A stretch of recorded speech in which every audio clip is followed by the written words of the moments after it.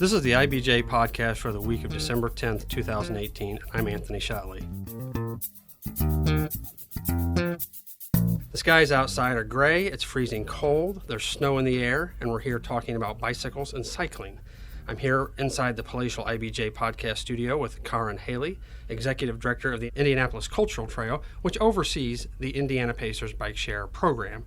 And while it seems an odd time to be talking about such outdoor activities, there's some big news regarding the Pacers Bikeshare program. For the first time since the Bikeshare program began in 2014, it's getting a major expansion. Kären, tell us the particulars. How many bike stations and bikes there are now, and how many there will be added with this expansion? So we have a $1.2 million grant that we're using to expand the Indiana Pacers Bikeshare program in a really big way. We are going to be adding approximately 23 new stations and about 275 new bikes. And I say approximately on both of those because what we're doing is putting our final plan out for public comment. So that could change a little bit one way or the other, but to almost double the size of the Bikeshare program is really, really exciting. So before we talk about the locations of the new Bikeshare stations, which I think is really interesting, let's talk about the whys of this. Why is the Bikeshare program expanding? One, we have a grant to do that. So when funding's available with lots of nonprofits, that's when you're able to expand and take on new initiatives. And so that's what we're doing with this 2019 expansion.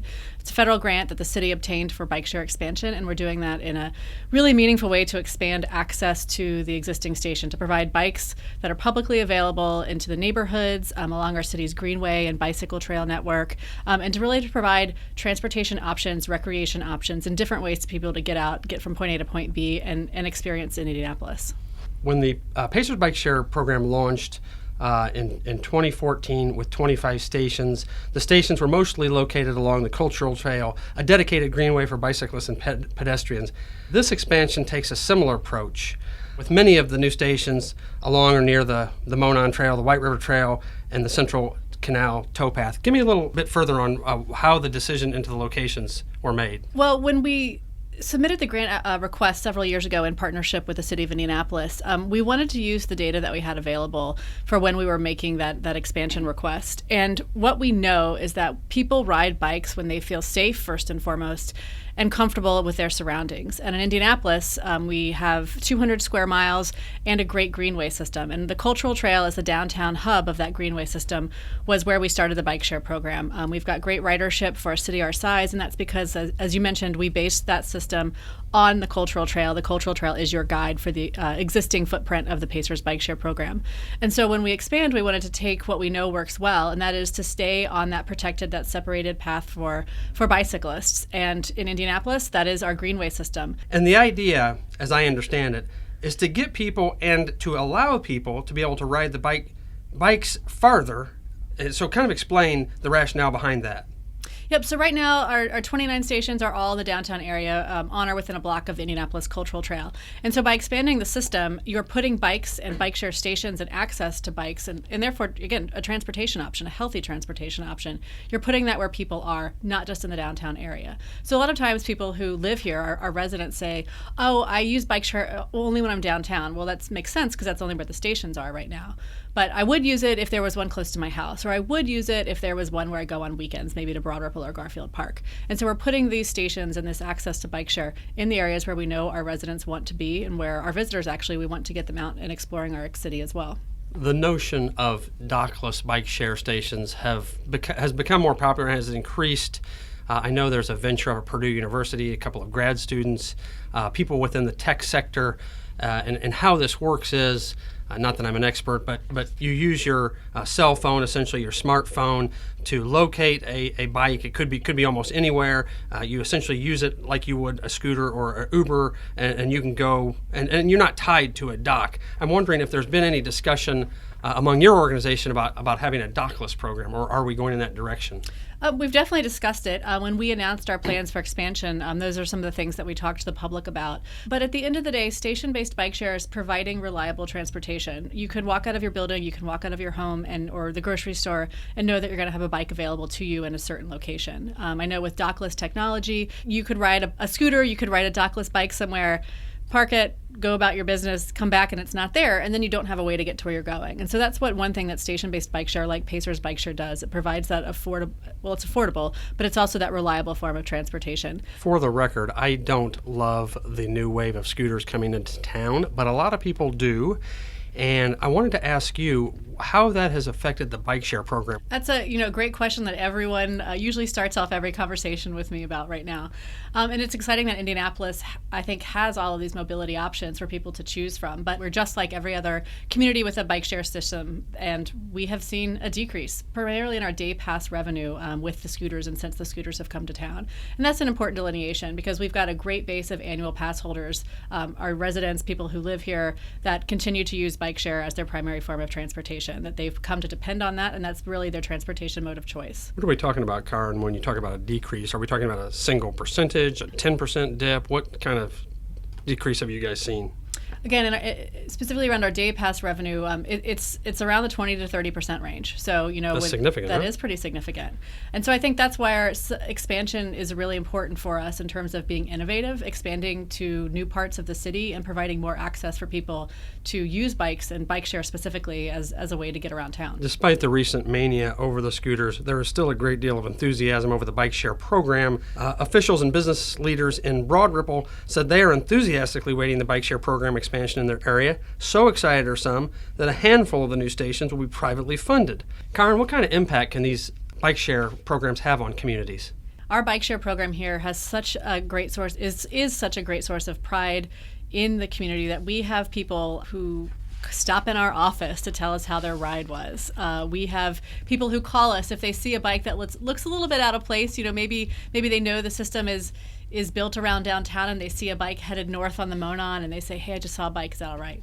Pacers Bikeshare has truly built a community here in Indianapolis and will continue to do so as we grow north. We know that bike share stations are a calling card for property owners, for businesses. We've had privately funded stations within our existing plan. The One America building funded a station. Eskenazi Health funded a station at their main campus on the west side of downtown. So it not only is a great amenity to have near a business, but it's also a great amenity to have for your employees to take advantage of.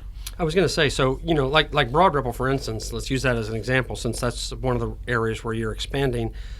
Do people use the bikes to get to a business? Do employees of those businesses use those bikes to get to and fro? What? All of the above. People use bike share in many different ways. We know that we have annual pass holders who use it just to get out and clear their head in the middle of a stressful day. You feel better, you've got more energy, and it's a great way to just kind of blow off that steam, go out and ride a bike share bike. So we know people use it for commuting. They're going to use it for recreation like they continue to do. And really, I think it'll help drive visitors to these destinations that are outside of downtown by using bike share. So Garfield Park along the Riverside Park area with the White River Trail is going to be a great way that people can get out of the downtown and experience another area of Indianapolis. Do you have any data, actual or anecdotal, about increases in business activity where these bike share docking stations are? I know we have a lot of requests to put them in. And again, I think people know that just as the Cultural Trail brought people to places in town that didn't necessarily have a large number of people, foot traffic or bike traffic before, bike share stations guarantee that you're going to have people coming in front of and near your business. And I know we have had many conversations specifically with Broad Ripple business owners who are very, very excited to have a station located really close to their business. Same thing with hotels in the downtown area. They love to point their visitors and their hotel guests into the direction, hey, we've got 3 bike share stations, no matter which entrance you come out into or out of our hotel. As I understand it, 40% of your revenue comes from annual passes. Mm-hmm. So what is the cost of an annual pass? $80. It is the best deal in town. It gives you unlimited 30-minute trips for a year. But you also have discounted rates, correct? We have a program called Everybody Rides, and that's our way to get everybody on a bike, no matter your gender, your size, your ethnicity, your age, or really your income level. And so that's a $10 annual pass, and people are eligible for that if you're eligible for SNAP benefits or HIP, the insurance benefit. We also partner with a lot of service agencies in town. IHA, the Indianapolis Housing Authority for one, Volunteers of America, Partners in Housing, the YMCA Membership for All, are just a few of the service agencies we partner with to make sure that everyone can afford bike share and everyone has access to it. So it's mind-smoking to me to think that only about 24 people at this point are using the Everybody Rides program. Why do you think that is, and what can be done to increase that number? I think us expanding the system will be a really big game changer for that. Again, think about when you're going somewhere, we know that our average person will walk a couple blocks to get to a bike share station. And with us being limited to the downtown geography, that doesn't make it easy for everyone to access bike share. And so one of our expansion goals, again, in the confines of the grant, but one of our ones that we're personally proud of is that we will have a bike share station within about 2 blocks of most every IHA property in the downtown area. Was that an intentional design of the expansion? Yes. And how big of a challenge was that? That seems like that's a pretty phenomenal feat to be that close. Well, like I said, in downtown, I mean, we're not going all county-wide with that. But, our city, I think, traditionally has done a very good job of making sure that mixed-income housing opportunities are available in some of the densest areas of our town. And so when you think about getting up to 16th Street, when you think about getting to the Near East Side, and, again, densifying in the downtown area, it was really easy to find locations that kind of help us meet lots of goals for the expansion program. One of them serving, the people who are in need of affordable transportation, and the other one serving, high density and big destination areas. So the expansion is $1.2 million. That is beginning to get rolling basically right away. When do you plan to have the expansion completed? Mid-year, so summer 2019. And the reason why we're announcing this now, in the dead of winter when it's snowing outside, is we want to make sure we give the public an opportunity for final feedback on our plan. We hosted many public meetings over the summer. We were at farmers markets in different areas of town. We had almost 1,000 points of public feedback that came in through our website, and we had over 1,000 different suggestions for station locations. And so we did our best, we think, to look at what those suggestions were, think about what the goals of the grant were, where the funding parameters were, and how we could achieve some of the things we wanted to achieve with this expansion. And the end result is, what this draft map that we have now. So we want a final chance for people to give their feedback. So of the 1.2 million, close to $1 million of that comes from a federal highway an air quality program, but you also had 2 private donors kick in, and not a small amount, close to $250,000. Talk to me about those donations and what those mean to the program. Yep, so with federal grants, a lot of times you have to provide a 20% local match. And so we, as the Cultural Trail and operators of the Bike Share program, have been fundraising to meet that local match for us to make this expansion happen. And so a very generous gift from the Herbert Simon Family Foundation and another donor who wishes to remain anonymous at this time is allowing us to give that 20% local match to expand the program. And that's where I think, the beauty of the public-private partnership nature that Indianapolis is so well known for is really showing itself within Bike Share. Herb Simon, for those who have been living in a cave, is the owner of the Indiana Pacers. Obviously, the Bike Share program is branded heavily in Pacers gold and blue, gold in particular if you've seen the bikes. And the Simon family and the Pacers have been a big part of this program if you hearken back to the early days. Then Pacer forward George Hill had a community bike ride on the Bike Share program out in front of Bankers Life Fieldhouse. He was followed by about a half a dozen members of the local media and quite a few members of the public, too. It was pretty neat to see. So tell me about the Pacers' involvement, how they got involved, and why this is such an important program to them and their owner, Herb Simon. Well, it was a gift that Herb Simon and the Family Foundation wanted to make. And so I think that's an important distinction, that it is their family foundation's legacy to give back to the community. And, our partnership with the Pacers is just that. Kären, it's no secret that the city of Indianapolis and moreover the state of Indiana is toward the bottom in any ranking on health and wellness. How does the Bike Share program play into that? I think we're a big part of that solution. Again, going back to publicly available bicycles. You don't have to own your own. You don't have to know how to maintain it. And they're available for anyone to use 24 hours a day. I think that gets people moving. It gets you healthy, and it really provides that built-in exercise component. I think the Surgeon General recommends 30 minutes a day. Do that on a bike. Do that on a Bike Share bike. How many bikes will be part of the expansion? How many stations will be a part of the expansion? About 275 new bikes, and they're actually going to be new bikes. So it's a newer model than what we have now. It's a little bit lighter. It's a little bit more ergonomic. It rides very, very nicely. We've had one in our office testing it around for the past few weeks. Sounds like fun. It's fun. It's fun to work in a Bike Share in a Cultural Trail office. We also are going to add about 23 stations to that. So that'll bring our total number of stations to a little bit more than 50, I think around 51, 52 stations. Total number of bikes will be around around 525 bikes. So making a huge impact on the number of gold bikes you're going to see around town. And again, bringing public bike share access to neighborhoods that have not yet had bike share in them. Do you have the bike share program where you want it to be? Is it big enough right now? Does it need to be bigger? We can always add density, and there's always areas of town that want access to bike share. I mean, with over the 1,000 station locations that we had, we really can't bring bike share to everyone right now. I mean, we're working within the funds that we have, and we also want to make sure we're working within the operation and what we know works well in terms of access to bicycle infrastructure, greenways, trails, so that people feel safe riding their bikes. So I'm from the South Side, so naturally I think South Side centric sometimes, and I'm wondering how far from the city center it is practical to take a bike share program. Could you go, say, as far as Homecroft, or to the east? Could you go, say, as far as Irvington, and points west and north too? How far can you go with the bike share program? I'd like to think about how those communities are safely connected to downtown, or would have a great, safe bicycle network within those actual communities. And I think we'll learn a lot from expanding outside of downtown right now. I think we'll see in Broad Ripple that a lot of the bikes will tend to stay in Broad Ripple, and I think we'll see too down in Garfield Park. I think a lot of the bikes in Garfield Park will stay in the Garfield Park vicinity. Yep, there'll be some commuting back and forth, there'll be some travel back and forth. So I think, let's take what we learn in this expansion and see how we can expand that to those other outlying areas of the community.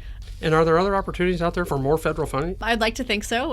We work closely in partnership with the city when it comes to federal funding for bike share, and we're putting together a grant application for the next round of the same grant, and surprisingly, it's about 5 years from now. So stay tuned. You've got more bikes, you've got more stations. Now your next task apparently is to get more trails. Is there talk of creating more trails, and what's your role in that? I'm on several different task force and committees within the city that look at the city's trail network, that look at how can we expand the bike lane network, how we can make our city streets more what are called complete streets, so they're friendly for lots of different types of transportation and abilities. And I know the city's really looking hard at that. I think you're going to see a lot of investment in trails and bicycle infrastructure over the next few years. I mean, we want to think about how can we be a community for everyone. There's a plan right now out called Thrive Indianapolis for the city's resiliency plan. So think about how having multiple modes of safe transportation opportunity really makes us a more resilient city. And also from an attraction and recruitment standpoint, I mean, we know the Cultural Trail has played a big role in recruiting companies and individuals here to Indianapolis, and specifically in the downtown. And bike share is a part of that. I mean, it's really an expectation when you arrive at a new city that there's lots of different ways to get around, and having bike share is really considered, I think, normal in cities now when you get there. So we're just as competitive with our peers because we have bike share, and ours has been around for 5 years, and we're growing, and I think that's important. That said, do we have to wait 5 years for the program to be expanded again? I don't think we'll have to wait that long. We have ongoing conversations with several property owners who are interested in adding stations on their property. Specifically, as you think about high-density, mixed-use properties, bike share, again, really becomes amenity and an attraction tool for them. And think about all the development that's happening on the west side of the river and some of the other, highly focused areas in and around downtown. I think we'll see some stations come on board in the next few years. And then we're also always looking for other philanthropic sources for bike share expansion too. So hopefully it won't be another 5 years before we expand. Anything else you can think of that we should know about the bike share program? For more information or to take a look at that map, pacersbikeshare.org. We'll have that information, or you can go to indyculturaltrail.org. Kären, it's been great having you here. Appreciate your time, diverting our attention away from the cold, the wind, the ice, and the snow. And if in addition to the story this week's IBJ about the bike share program, this week's IBJ will also have an article about Salesforce Marketing Cloud, its dramatic growth, and a profile of its internationally known but locally less well-known CEO, Bob Stutz.